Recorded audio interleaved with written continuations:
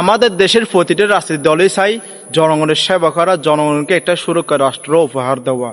প্রতিবারে election হয়, কেউ নেই কেউ ক্ষমতায় বসে আমাদের দেশে। ব্যতিক্রম হচ্ছে কি জানেন, এই ভিডিওটি করার উদ্দেশ্য কি জানেন?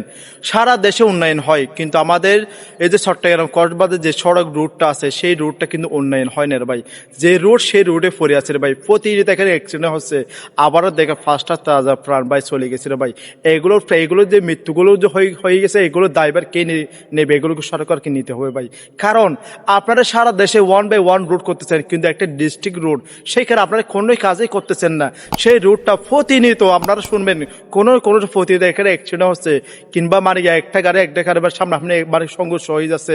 এটা নিয়ে অনেকে ভিডিও করছে, আমি করতেছি ভাই, কিন্তু আসলে এটা কাজের কাজ কি হবে সেটা কিন্তু আমি জানি না। কিন্তু ওই যে বলি না, ও প্রতিটা রাজনৈতিক দলে বলে আমরা জনগণের সেবা করতে চাই, কিন্তু আমরা কি জনগণের ভাই?